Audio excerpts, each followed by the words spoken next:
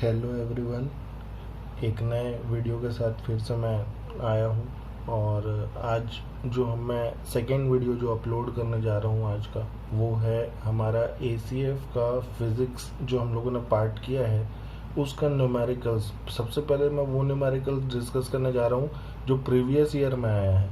जैसे कि मैंने लास्ट वीडियो में कहा था कि मैं जितना टॉपिक करा रहा हूँ आज, जो मेरे वीडियो नंबर 4 में, मतलब फिज़िक्स के पार्ट 4 में, वो जो है उसमें जो भी कंसेप्ट है और उसके जस्ट पहले का जो पार्ट 3 का जो कंसेप्ट है उस पर न्यूमेरिकल्स आते हैं। तो आज मैं न्यूमेरिकल्स जो प्रीवियस ईयर है, मैं सबसे पहले उसको दिखाना चाहता हूँ आप लोगों को कि कैसे सेम टू सेम वहाँ से क्वेश्चन एज इट इज़ आया था। ठीक है, तो मैं प्रीवियस ईयर के पहले क्वेश्चंस ले रहा हूँ और प्रीवियस ईयर 5 क्वेश्चन आए थे। ठीक है, जो प्रीवियस एग्ज़ाम था, सॉरी ईयर बोल रहा हूँ मैं, एग्ज़ाम था जो प्रीवियस ACF का पेपर था 17-18 का, उसमें 5 क्वेश्चन आए थे। तो हम लोग एक एक करके स्टार्ट करते हैं। ठीक है, तो जो पहला क्वेश्चन है, अच्छा एक चीज़ और, मैं क्वेश्चन को इंग्लिश और हिंदी दोनों में लिख दिया हूँ ताकि अपने को कोई डाउट ना हो। हिंदी में भी लिख दिया हूँ और इंग्लिश में भी लिख दिया हूँ। ठीक है, तो स्टार्ट करते हैं। पहला क्वेश्चन है, पहले मैं इंग्लिश में पढ़ता हूँ। Heating effect of electric current does not depends on the following factors. ठीक है, क्लियर है। हिंदी में बोलता है विद्युत धारा का ऊष्मीय प्रभाव किन कारकों पर निर्भर नहीं करता। मतलब आपको ये 4 इसमें क्या दिया हुआ है, ऑप्शन दिया हुआ है, और बोलता है कि आप बताइए कि जो हीटिंग इफेक्ट है करंट का, वो इन चारों में किस में डिपेंड नहीं करता। अगर उन चारों में से कोई नहीं है तो क्या हो जाएगा, ऑप्शन 5। ठीक है, समझ में आ रही है बात। तो हम कैसे मतलब इसको सॉल्व करेंगे, तो इसको सॉल्व करने के लिए हमको क्या करना पड़ेगा, हम कुछ फॉर्मूलाज आज डिराइव किए हैं। जो पार्ट 4 है फिजिक्स का, उसमें कुछ फॉर्मूलाज हम आज डिराइव किए हैं, है ना। तो क्या क्या फॉर्मूला था मैं थोड़ा सा बताता हूँ यहाँ पे। ठीक है,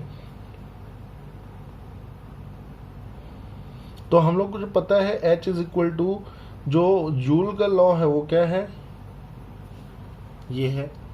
ठीक है, और भी नियम है, ठीक है ना, मैंने बताया था और भी लॉ है, लेकिन ये सब क्या लॉ है, तो ये सब डिराइव्ड लॉ हैं।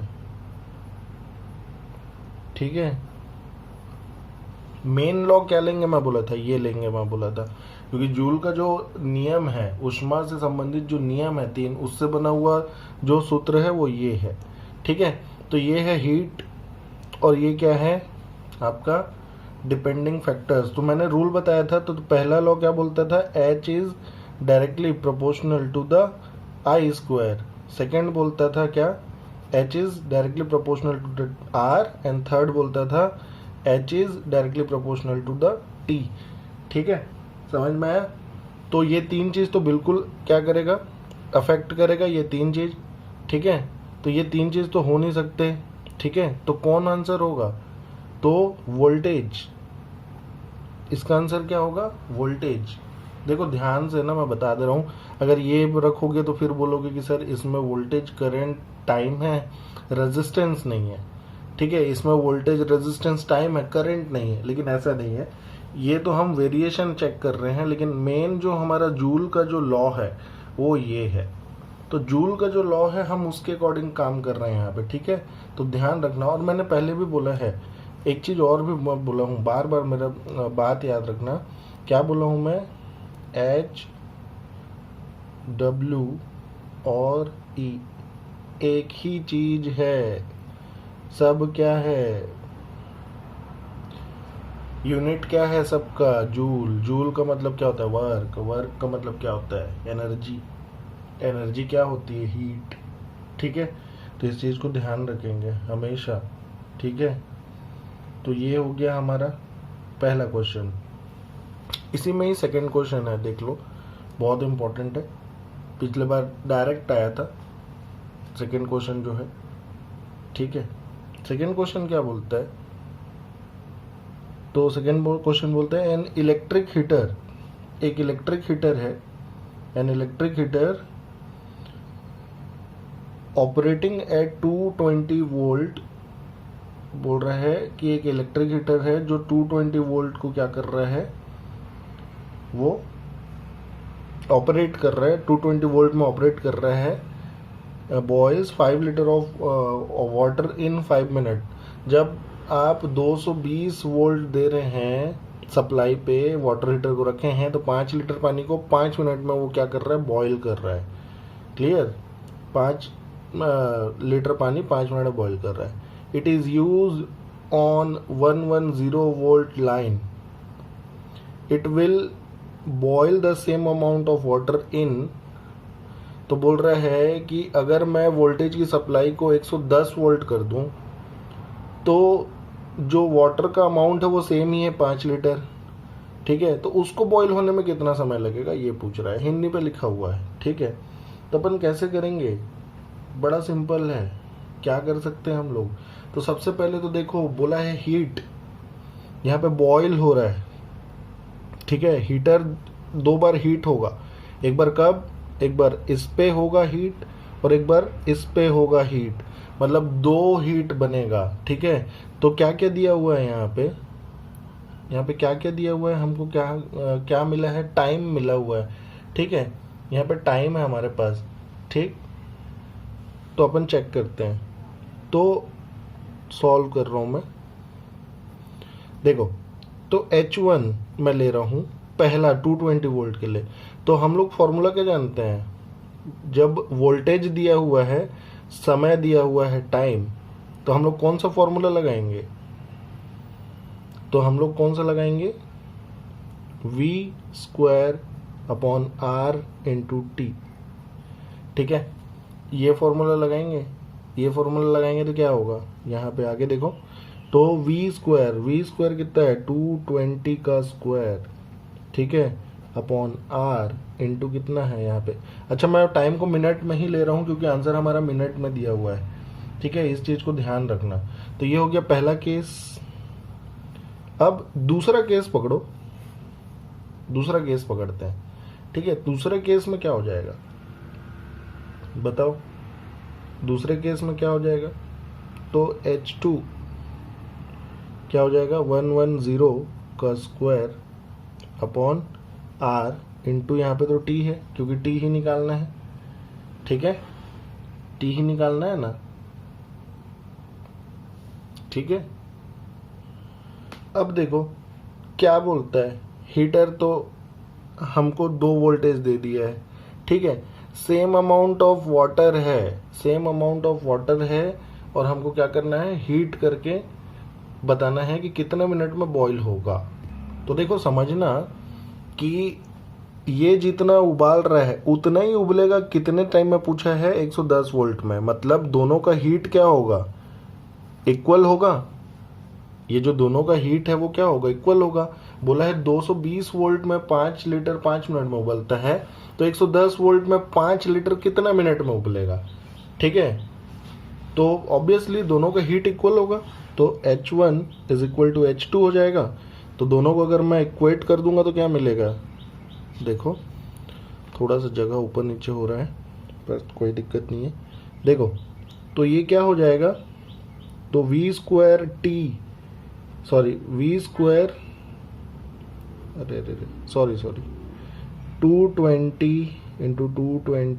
× 5 अपॉन R = 110 × 110।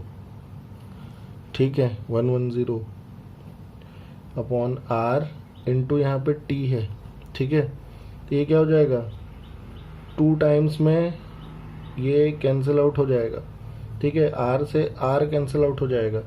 यहाँ पे क्या बचा, तो यहाँ पे क्या बचा है, तो यहाँ पे बचा है T, और यहाँ पे क्या बचा है, 2 × 2 = 4 एंड 4 × 5 = 20।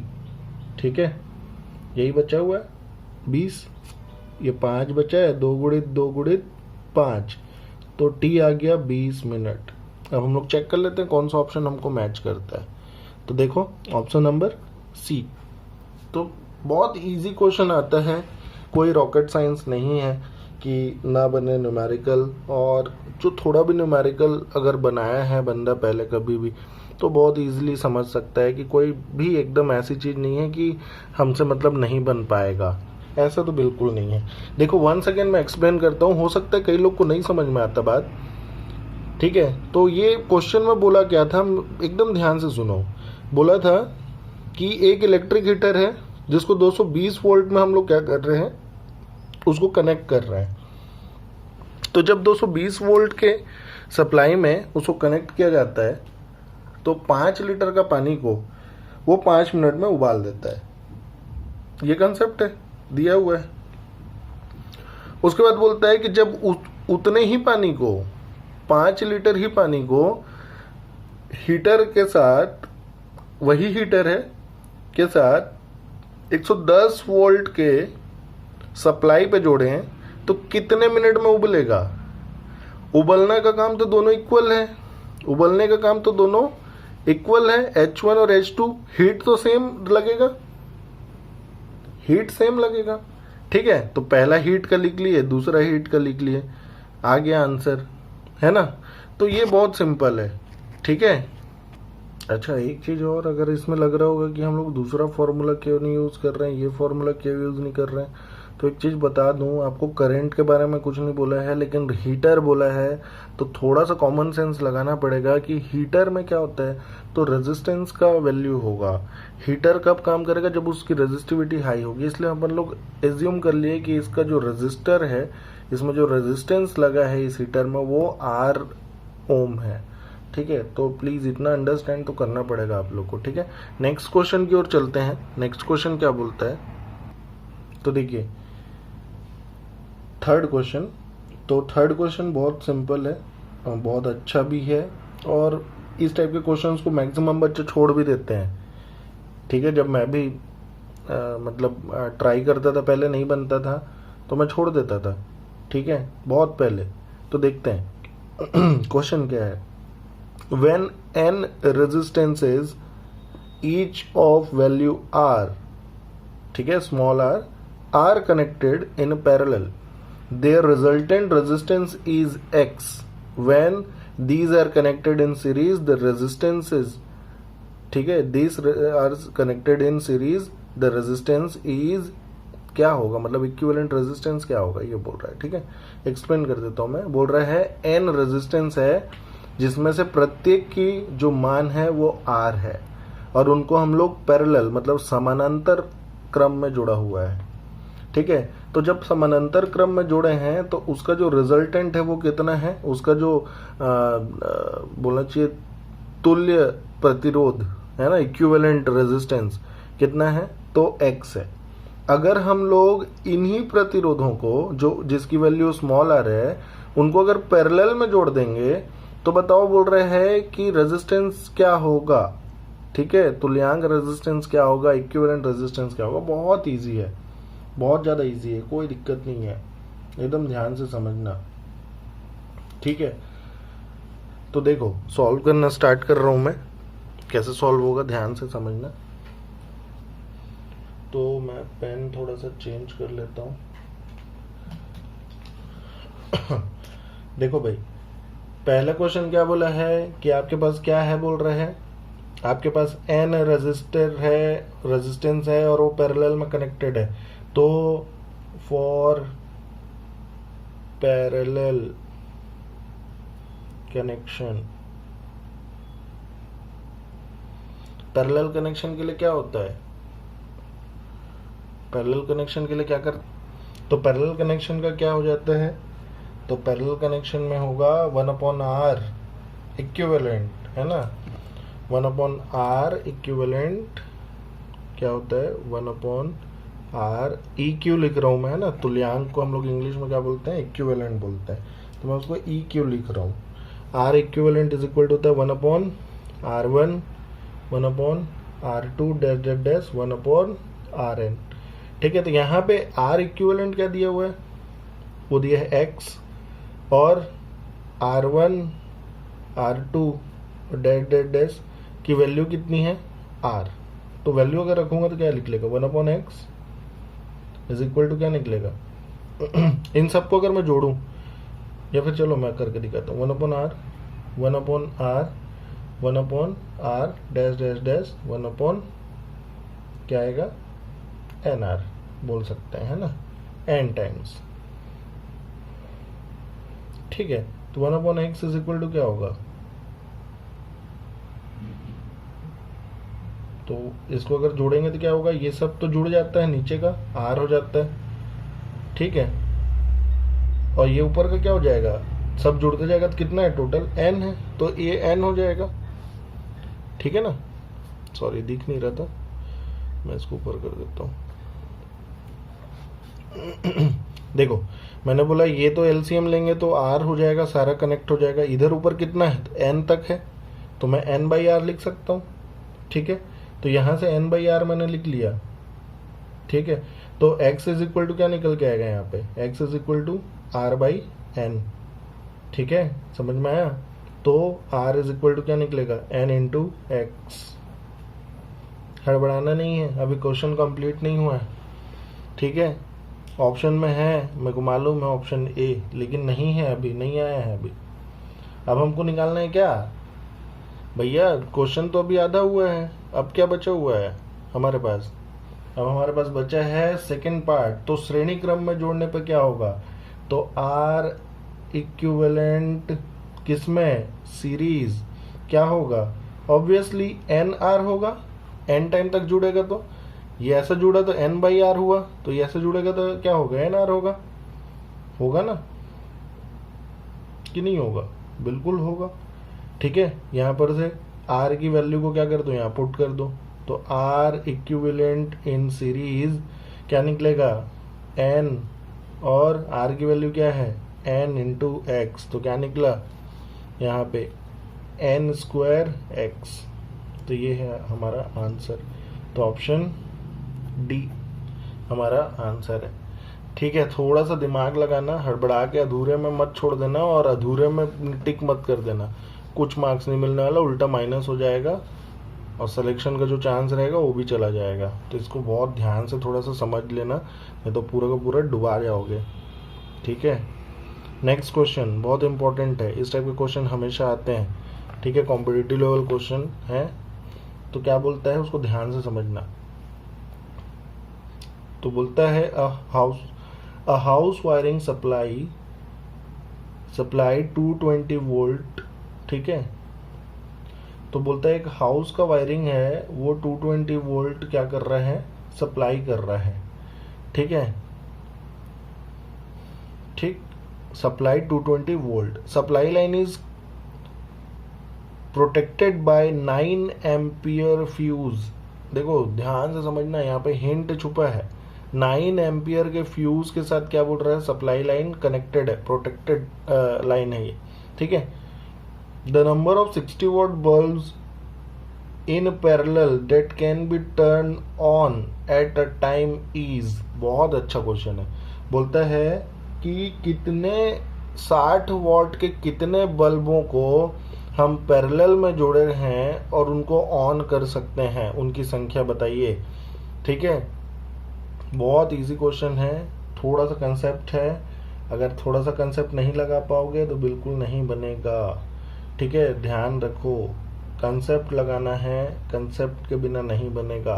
एक घर की विद्युतीय लाइन को 220 वोल्ट की सप्लाई से जोड़ा गया है, समांतर क्रम में 60 वॉट के अधिकतम कितने बल्बों को एक साथ जलाया जा सकता है। ठीक है, बहुत सिंपल है, बहुत सिंपल। हमको ये नहीं मालूम है कि कितने बल्ब हैं, हमको मालूम है क्या, नहीं, 60 वॉट के कितने बल्ब हैं नहीं मालूम, लेकिन हमको क्या मालूम है, हमको करंट मालूम है। मालूम है क्या, मालूम है करंट, कि मैक्सिमम कितना करंट जाएगा, ये तो मालूम है अपने को। कितना करंट बता सकते हो, बोलो कितना करंट। तो यहाँ हिंट है, वो हिंट में बात कर रहा है आपसे। हिंट में क्या बात कर रहा है, वो बोल दिया है कि फ्यूज है 9 एम्पियर का, तो अगर मैं आई मैक्स लिखूं तो मैक्सिमम करंट कितना होगा, 9 एम्पियर होगा, मानते हैं इस बात को। ठीक है ना, समझ में आ रही है बात? आई मैक्स कितना होगा? 9 एम्पियर होगा। और दूसरी बहुत इंपॉर्टेंट चीज क्या बोला है कि जो बल्ब है, सपोज करो ऐसे बल्ब है, ठीक है ना, क्या है, ऐसे बल्ब जुड़ा हुआ है, कितने जुड़े हैं हमको नहीं मालूम, ऐसे जुड़ा हुआ है, सब कैसे जुड़ा हुए हैं, ऐसे एन टाइम तक। इसमें क्या होगा भाई, करंट तो अलग अलग होगा सारे बल्ब में, ठीक है, कहाँ तक जाएगा, आई एन, हम लोग एन तक ले रहे हैं तो एन बोल रहे हैं, ठीक है ना, समझ में आया? अब हम लोग को करंट इन बल्ब, ये बल्बों में करंट कितना है वो निकालना है। तो आई बल्ब लिखता हूं मैं, तो कैसे निकलेगा, करंट कैसे निकलता है? तो हमारे पास एक फॉर्मूला है पावर का, आज ही हमने देखा है। तो क्या है पावर का formula, P is equal to V I, यही है ना, P is equal to V I. तो लिखेंगे P is equal to V I, तो I is equal to what, P upon V। समझ में आ रही है बात? यहां से हम लोग क्या कर लिए, बल्ब का करंट निकाल रहे हैं, ठीक है ना, तो कितना निकलेगा, ये निकलेगा। पावर कितना है बल्ब का भाई, 60 वॉट। वोल्टेज सप्लाई कितनी है, वोल्टेज की सप्लाई कितनी है, 220 वॉट। कैंसल आउट कर दो, क्या आ जाएगा, 3/11 आएगा। ये क्या निकला, आई बल्ब, मतलब एक बल्ब में करंट कितना है, निकल के आया इतना एम्पियर, ठीक है ना, समझ में आ रही है बात? ठीक। आई मैक्स क्या होगा, मैक्सिमम करंट क्या होगा, आई मैक्स क्या होगा भाई, आई मैक्स, तो जितने बल्ब होंगे, एन बल्ब होंगे, और बल्ब में जो करंट लग रहा है, तो एन, ये आई मैक्स कितना है 9, ये तो एन ही है। बल्ब में कितना मिला हमको, 3/11। क्लियर? मैं थोड़ा यहाँ पे बना रहा हूँ, जगह छोटा हो गया, ठीक है। अब देखो सॉल्व करेंगे तो क्या निकल के आएगा, तो ये 3 से ये कितने टाइम में 3 टाइम गया, तो n बराबर क्या आया, 33। Option number B.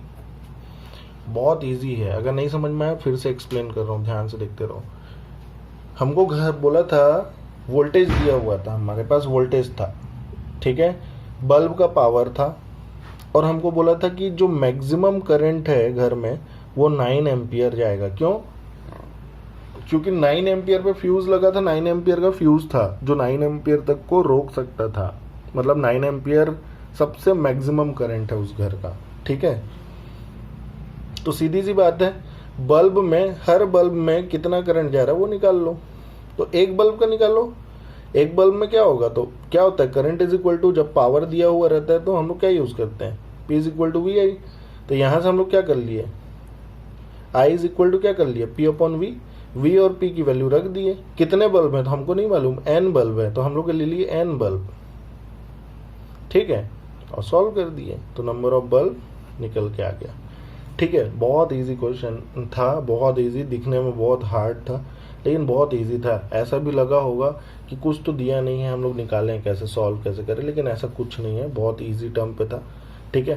तो नोट करते जाना सब कुछ और पैटर्न समझना, क्योंकि सारा न्यूमेरिकल्स तो मैं नहीं करा सकता, मैं सिर्फ जो आया हुआ है और जो इम्पोर्टेंट है इसके अलावा मैं वही करा सकता हूँ, ठीक है ना। तो ये 4 क्वेश्चन आया था, तो समझ सकते हो कि हम लोग जो आज टॉपिक पढ़े हैं वो कितना ज़्यादा इम्पोर्टेंट है, ठीक है। अगला क्वेश्चन देखते हैं। तो क्वेश्चन है, 2 bulb marked 200 what 250 volt and 100 what 250 volt are joined in series to the supply 250 volt.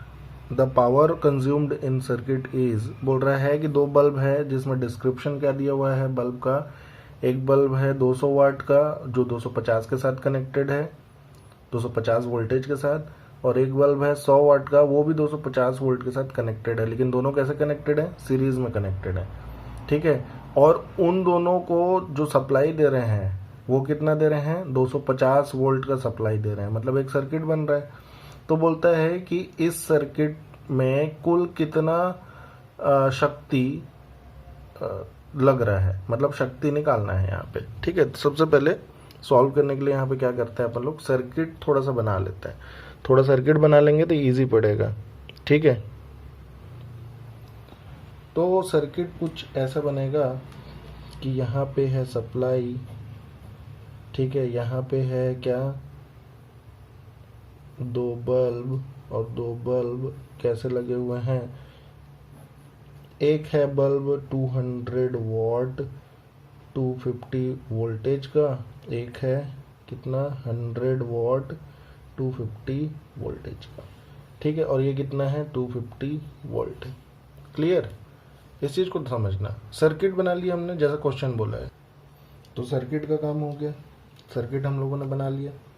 Circuit बनाने के बाद सिंपल कैलकुलेशन करना है, कुछ नहीं है। ठीक है, क्वेश्चन क्या बोल रहा है, हमको करना क्या है, पावर निकालना है। ठीक, पावर कैसे निकलता है, पावर का फॉर्मूला क्या है, पावर का फॉर्मूला क्या होता है, तो पावर के हम लोगों ने कई फॉर्मूलाज पढ़े हैं, है ना। देखो, तो सबसे पहले तो रेजिस्टेंस निकालेंगे अपन। ठीक, क्यों, क्योंकि ये रेजिस्टेंस ही है एक्चुअल में बल्ब। ठीक है, तो R200 निकाल रहा हूँ मैं सबसे पहले। ठीक, कैसे निकालते हैं, तो V²/P। अब P क्यों ले रहे हैं ये भी समझना। करंट नहीं दिया है कि अपन लोग R=V/I करके बना लें, पावर दिया हुआ है ना, पावर दिया हुआ है। ठीक है, तो हम लोग क्या जानते हैं, P क्या होता है, फॉर्मूला क्या है, P हम लोग अभी बनाए थे ना फॉर्मूला पिछले क्लास में, P=V²/R। R को उधर ले गया, P को इधर ले आया। ठीक है ना, तो 200 के लिए सॉल्व करेंगे तो क्या निकल के आएगा, ध्यान से देखो, 250 का स्क्वायर सॉरी अपॉन 200 पावर है इसकी। सॉल्व कर दो तो क्या आएगा, सॉल्व करेंगे तो ओवरऑल, मैं डायरेक्ट सॉल्व कर दे रहा हूँ मैं कैलकुलेटर से, तुम लोग कैलकुलेटर मत यूज़ करना।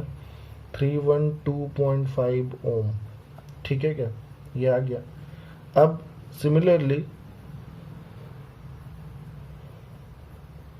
R100 निकालेंगे 100 वाट वाले के लिए, तो सेम कंसेप्ट V²/P। तो क्या होगा, इसके लिए क्या है, वोल्टेज तो उतना ही है, पावर कितना है 100, कितना निकल के आएगा 625 ओम। ठीक है ना, 625 ओम निकल के आया, 625 ओम।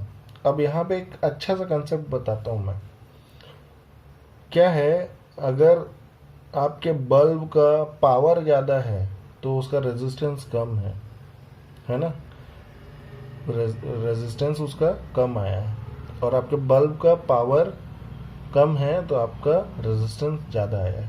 ठीक है, इसको भी ध्यान रखना। इसके बाद देखो, करंट निकालेंगे, तो करंट क्या निकलेगा, क्या होता है करंट, ओम्स के लॉ से, ओम्स लॉ। ओम्स लॉ क्या बोलता है, करंट इज क्या होता है, वोल्टेज अपॉन रेजिस्टेंस। क्योंकि एक सर्किट है तो इसका क्या रेजिस्टेंस होगा, कंबाइन, तो इसलिए मैं क्या लिख रहा हूँ, R इक्विवेलेंट। तो ये क्या होगा, वोल्टेज कितना है, तो 250, वोल्टेज कितना दिया हुआ है 250। ठीक है, R इक्विवेलेंट कैसे निकलेगा, तो दोनों सीरीज में है, ये और ये सीरीज में है, दोनों कंपेयर क्या कर देंगे, कंबाइन करेंगे, क्या निकल के आएगा, 312.5 plus 625, this is what 250 upon how much, तो ये हो जाएगा 6, चलो मैं डायरेक्ट कर दे रहा हूँ इसको, तो डायरेक्ट कर देंगे तो ये निकलेगा अराउंड 0.2667 एम्पियर। ठीक है, टोटल करंट निकल गया हमारा। ठीक है, करंट निकल गया। अब क्या निकालना है, पावर निकालना है, 2 पावर निकलेगा अलग अलग। ठीक है, तो पावर एट 200 क्या निकलेगा, क्या निकलेगा, पावर एट 200। तो पावर का फॉर्मूला क्या होता है, आई स्क्वायर आर। ठीक है, कैलकुलेशन थोड़ा लेंदी हो गया है, लेकिन क्या करें, 200 के लिए करंट तो दोनों का सेम ही है, सीरीज कॉम्बिनेशन है, करंट सेम रहेगा। 2667 का स्क्वायर इंटू क्या है, आर। तो आर कितना है, 312.5। ठीक है, सॉल्व करोगे इसको ना तो ये आएगा अराउंड 22.22 या 23 कुछ आएगा। पावर है तो क्या आएगा, वॉट। सेम P100 के लिए अगर निकालेंगे तो इसके लिए कितना है, करंट तो इतना ही रहेगा, करंट तो नहीं चेंज होने वाला सर्किट का। ठीक है, ये कितना होगा, 625। सॉल्व करोगे तो अराउंड आएगा ये 44 पॉइंट समथिंग वॉट। ठीक है, तो टोटल P क्या निकलेगा, तो P200 प्लस P100, सॉरी ये निकल के आएगा P200 प्लस P100। सॉल्व कर दे रहा हूँ यहीं पे, तो P इज इक्वल टू क्या निकलेगा, 22.22 प्लस 44.44, तो 66.66, जो कि नियर अबाउट हो जाएगा किसके, 67 के नियर अबाउट लेंगे। ठीक है, या फिर नहीं अपन नोटा भी ले सकते हैं, इसमें कोई दिक्कत नहीं है, ऑप्शन है नोटा, मैं देख नहीं पाया था। तो नोटा नहीं लेना है, क्यों, क्योंकि अपन इसको अगर कंप्लीशन पे लेंगे तो ये क्या है, 66.5 से बड़ा है, और बड़ा रहता है तो अपन लोग क्या लेते हैं उसको कंप्लीट नंबर, इसको 67 ले लेंगे वॉट। तो हमारा ऑप्शन बी करेक्ट हो जाएगा। ठीक है, तो ये पूरा कंसेप्ट है, ये थोड़ा लेंदी है, ये इसके लिए कैलकुलेशन बहुत ज़्यादा लग रहा है, थोड़ा सा कचड़ा है, बट ठीक है, कंसेप्ट तो समझ में आ गया कि कंसेप्ट क्या है।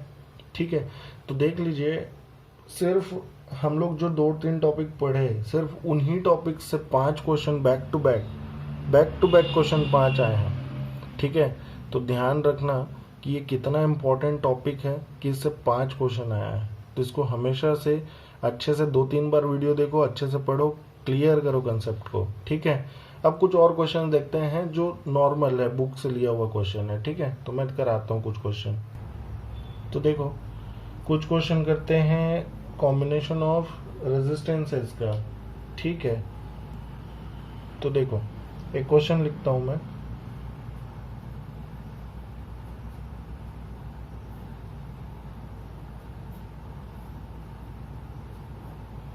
ठीक है, और यहाँ पे क्या लगा हुआ है, सप्लाई लगा है यहाँ पे। ठीक है, ये ए है और ये बी है। ठीक है, सारा का जो मान है 6 ओम है। बोलता है कि आप क्या करिए कि इसका तुल्यांक प्रतिरोध निकालिए, इसका क्या निकालिए, तुल्यांक प्रतिरोध निकालिए। ठीक है, ये पावर सप्लाई है, विभवांतर का पॉइंट है ये, है ना, बैटरी लगा हुआ है ए और बी के बीच में। ठीक है, तो इसको कैसे सॉल्व करेंगे, तो बहुत सिंपल है, ध्यान से समझना इसको। जितना करंट इसमें जा रहा है यहाँ से और यहाँ से, वो दोनों क्या है, इक्वल है। और मैं बोला था जब करंट इक्वल रहता है तो मतलब वो क्या है, जब मैं कॉम्बिनेशन का डेरिवेशन पढ़ा रहा था, करंट किस में नहीं बदलता है, सीरीज में। मतलब क्या है, इसको अगर तुम लोग ऐसे इमेजिन करो, यहाँ से वायर उखाड़े, दोनों वायर उखाड़ के इसको सीधा कर दिया, तो दोनों कैसे आ गया, दोनों क्या में आ जाएगा, सीरीज में आ जाएगा, है ना। समझ रहे हो बात को। अगर मैं इसको मान लो यहाँ से उखाड़ दिया पॉइंट, सपोज ये तो ऐसे ही ये वायर है ना, फील करना कि वायर है, तो ये कैसा आ जाएगा, ये कुछ ऐसा आ जाएगा, है तो वायर ही। और ये कैसा है, कनेक्टेड ऐसा है, हालांकि ऐसा है, नहीं भी समझना है तो कोई दिक्कत नहीं। और यहाँ से क्या है, ये लगा हुआ है। ठीक है, नहीं भी ऐसा नहीं भी करते हो तो कोई दिक्कत नहीं है, कंसेप्ट समझ के चलो। मैंने बोला जिसमें वोल्टेज वेरिएशन होता है वो क्या होता है हमारा सीरीज, जिसमें करंट वेरिएशन होता है वो क्या होता है हमारा पैरेलल। क्लियर बात। तो इसमें करंट यहाँ पे तो कोई वेरिएशन नहीं होगा, क्योंकि यहाँ से जितना करंट यहाँ जाएगा उतना ही करंट यहाँ भी जाएगा। क्लियर है बात। तो ये दोनों को ऐड करोगे तो क्या निकल के आएगा, तो ये हो जाएगा 12। ठीक है, और ये क्या हो गया 6। यहाँ पे क्या कनेक्टेड है, सप्लाई। अब ये दोनों कैसा कॉम्बिनेशन हो गया, ये दोनों हो गया क्या parallel combination. Parallel combination solve करोगे तो क्या आएगा, 1/REQ लिख रहा हूँ मैं, तो 1/12 प्लस 1/6 सॉल्व करोगे तो क्या आएगा, ओवरऑल सॉल्व कर दोगे तो ये आ जाएगा अराउंड 4 ओम। ठीक है, 1/4 आएगा। तो REQ क्या आ जाएगा, 4 ओम आ जाएगा। ठीक है,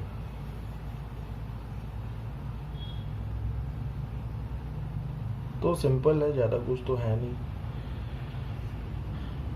ठीक, तो ऐसे क्वेश्चंस आ सकते हैं।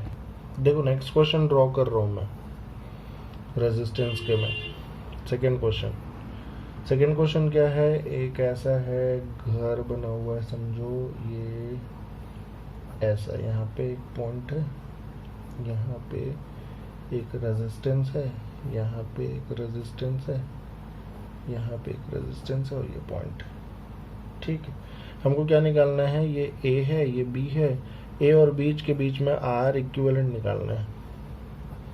क्या होगा, यही निकालना है। वैल्यू क्या क्या है लिख देता हूँ, 3 ओम, 2 ओम, 4 ओम, और ये कितना है 9 ओम, और ये है 3 ओम। ठीक है, तो हमको क्या निकालना है, आर इक्विवेलेंट। एकदम क्लियर कंसेप्ट लगाओ। सबसे पहले मैं क्या बोला, करंट कहाँ इक्वल रहेगा, सबसे पहले करंट कहाँ इक्वल रहेगा, तो यहाँ इक्वल रहेगा। ठीक है, सर्किट को सॉल्व करें तो क्या निकल के आएगा, सर्किट सॉल्व करेंगे तो ध्यान से देखना ये सर्किट कैसा बन जाएगा। यहाँ छोटा मैं बना रहा हूँ, ठीक है, छोटा सा मैं बना देता हूँ, समझ में आ जाएगा। तो ये कैसा हो जाएगा, दोनों क्या हो जाएगा, डायरेक्ट कनेक्ट हो जाएंगे। तो ये क्या हो गया, 12 ओम, 9 + 3। ठीक है, इसके साथ क्या कनेक्टेड है, यहाँ पे 4 ओम। ठीक है ना, और क्या कनेक्टेड है, यहाँ पे 2 ओम, और यहाँ पे क्या कनेक्टेड है 3 ओम, और यहाँ पे क्या है, सप्लाई। क्लियर। अब ये दोनों कैसे है, अब ये दोनों कैसे बन गया, तो ये दोनों क्या आ गए, पैरेलल कॉम्बिनेशन। पैरेलल कॉम्बिनेशन में आ गए। पैरेलल कॉम्बिनेशन करेंगे तो क्या आएगा, पैरेलल कॉम्बिनेशन में क्या आएगा, पैरेलल कॉम्बिनेशन करना है 12 ओम और इसको। ठीक है, तो ये क्या आएगा, मैं यहाँ पे बना देता हूँ RX लिख देता हूँ मैं। ठीक है, तो ये क्या आएगा, 1/12 प्लस 1/4। सॉल्व करोगे तो क्या आ जाएगा, ये करीब आ जाएगा। ठीक है, 3 1/RX है ना, 1/3। तो RX क्या निकल के आ जाएगा, 3 ओम। ठीक है, अब सर्किट क्या बन गया, तो अब सर्किट कुछ ऐसा बन गया, ये हो गया 3 ओम, ये हो गया 2 ओम, ये हो गया 3 ओम। अब तो दिख रहा है सब में सेम है करंट, सबको फैला दो, क्या में आ गया, सीरीज में। तो इक्विवेलेंट क्या निकल के आएगा, आर इक्विवेलेंट निकालेंगे तो क्या निकलेगा,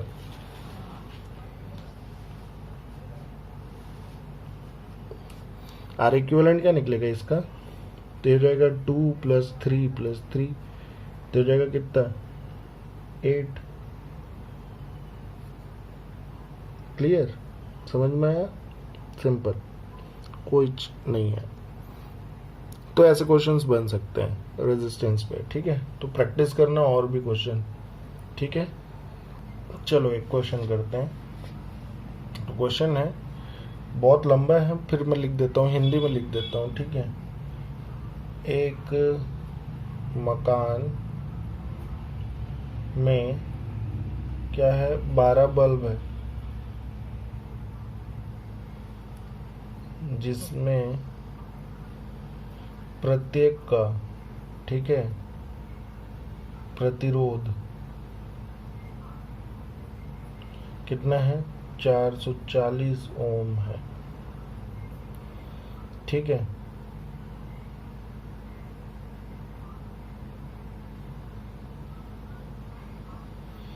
और उसके बाद बोलते हैं एक मोटर है, एक मोटर है जिसकी क्षमता कितनी है, तो 1/10 हॉर्स पावर है, HP है। ठीक है, और मैं ऐसे ही बना रहा हूँ इसको, 100 वॉट के 4 पंखे हैं। 100 वॉट के क्या हैं? 4 पंखे हैं। ठीक है, तो ये जो पूरा चीज है, इन सभी उपकरणों को प्रतिदिन 5 घंटे चलाया जाता है।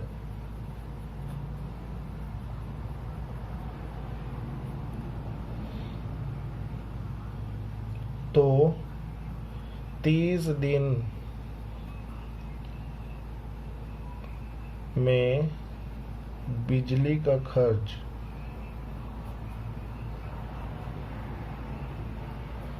क्या होगा? अच्छा, दिया है कुछ चीज, वो दिया है वोल्टेज जो है वो 220 है, और जो बिजली की दर है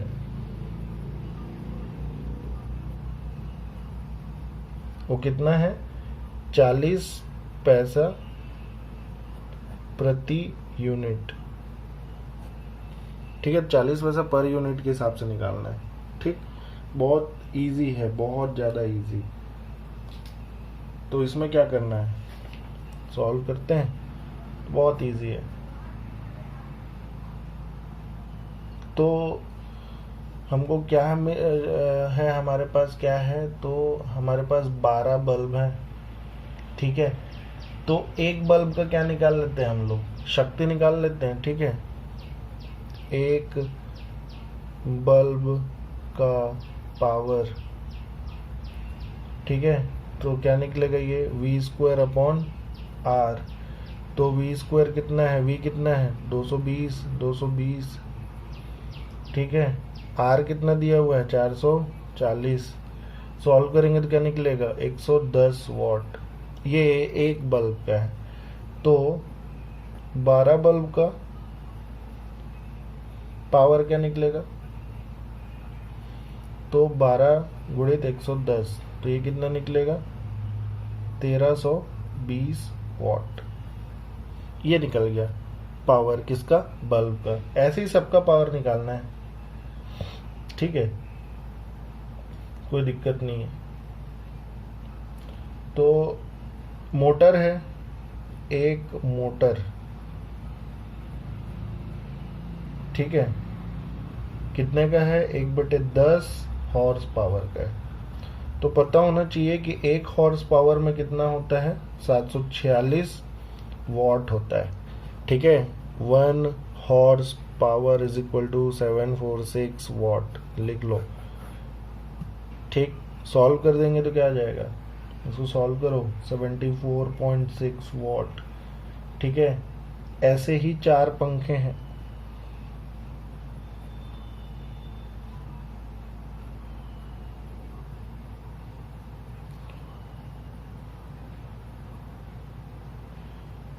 शक्ति कितना होगा? 4 पंखा है, सब कितने हैं? 100 वॉट के हैं, तो ये हो गया 400 वॉट। ठीक है, तो कुल व्यय कितना निकला? कुल खर्च हुई विद्युत कितनी है? ठीक है, कुल विद्युत व्यय कितना हुआ वो देखते हैं। तो सबको जोड़ देंगे, है ना? जो भी है उन सबको क्या करेंगे? जोड़ देंगे। जोड़ देंगे तो क्या आएगा? देखो मैं जोड़ देता हूँ। ये जोड़ना है तो कितना है? 1320। फिर जोड़ना है ये, है ना, 74.6। फिर जोड़ना है 400, तो ये आएगा कितना? 1794.6 वॉट। तो वॉट तो आ गया। अब क्या निकालना है हम लोग को? 5 घंटे के हिसाब से क्या निकालना है? यूनिट निकालना है, कितना यूनिट हो रहा है। ठीक है, एक दिन का, एक दिन का यूनिट निकाल लेते हैं। तो कितना होगा एक दिन का यूनिट? देखो, तो यूनिट का फॉर्मूला क्या बोला था? एक दिन का यूनिट। तो यूनिट में क्या बोला था, कैसे निकालते हैं? तो वाट गुणित क्या करते हैं घंटे बटे क्या करते हैं 1000। तो ये वॉट कितना है, ठीक है, वॉट कितना है तो 1794.6। घंटा कितना है एक दिन में, 5 घंटे, 1000। तो ये कितना निकलेगा, सॉल्व करेंगे तो इसको सॉल्व कर दो तो ये आ जाएगा 973 यूनिट। तो एक दिन का यूनिट है इतना, एक दिन का, ठीक है। तो 30 दिन का कितना होगा, एक दिन का जब उतना है तो 30 दिन का कितना होगा, तो 30 दिन का कितना होगा, ये 30 से क्या हो जाएगा, मल्टीप्लाई हो जाएगा, कितना आ जाएगा, सॉल्व करेंगे तो 30 से मल्टीप्लाई कर देंगे तो 269 पॉइंट कितना 19 आएगा यूनिट, ठीक है। अब क्या करना है, बस पैसा निकालना है, पैसे को रुपये में कन्वर्ट करो और रख दो, ठीक है। आंसर मैं लिख दे रहा हूँ, कैलकुलेशन कर लेना, ठीक है। इतना तो कर सकते हैं, ठीक है। 107.68 इतना रुपए आना चाहिए, कर लेना। आंसर आ जाए तो बता देना, नहीं आएगा तो भी बता देना कमेंट में, मैं बता दूंगा क्वेश्चन, ठीक है। सिंपल।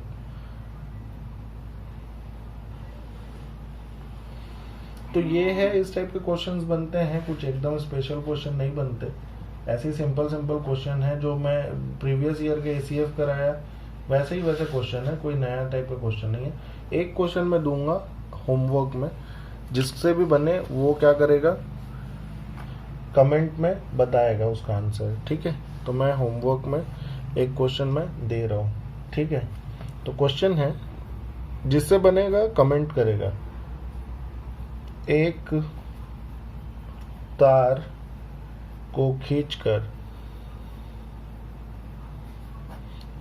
को खींचकर उसकी लंबाई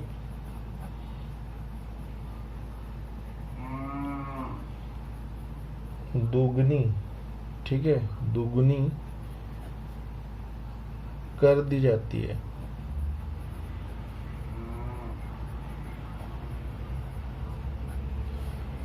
तो उसका प्रतिरोध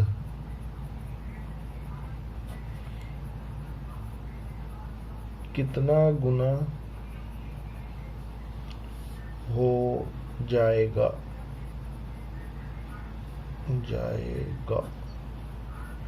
ठीक है।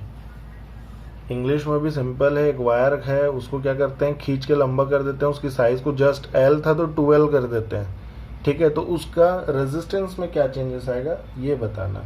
हालांकि ये तो CGPSC में आ चुका है क्वेश्चन, 2016 में आई थिंक ये क्वेश्चन आया है। ये बहुत सिंपल है, लोग रट भी लेते हैं, ये तो बड़ा सिंपल सा चीज़ है ना। तो इसको बनाना, और बाकी के क्वेश्चंस और बाद में मैं दूसरे बुक से कराने की कोशिश करूँगा, ठीक है। अभी फ़िलहाल के लिए इतना ही करते हैं, ठीक। तो प्रीवियस ईयर के पेपर को ध्यान में रखते हुए और करते रहें। नेक्स्ट वीडियो में मैं फिर से कुछ न्यूमेरिकल्स अपलोड करूंगा, ठीक है। तब तक पढ़ते रहें, प्रैक्टिस करते रहें न्यूमेरिकल्स यहाँ से, लेकिन इतने ही वेरिएशन आएंगे, कोई एक्स्ट्रा वेरिएशन नहीं आएगा। तो न्यूमेरिकल्स बनाएं, जो भी बुक मिलता है उससे न्यूमेरिकल बनाएं, ठीक है। 10वीं 11वीं में तो नहीं है, 10वीं 12वीं में जो भी बुक्स मिलता है उससे बनाएं, ठीक है। तो अच्छे से प्रैक्टिस कर लेना क्वेश्चन, और कोई भी डाउट हो तो कमेंट में लिखना, तो फिर मैं फिर से उस चीज़ को एक्सप्लेन करूँगा। तब तक के लिए वीडियो को लाइक करें, शेयर करें, सब्सक्राइब करें। Thank you.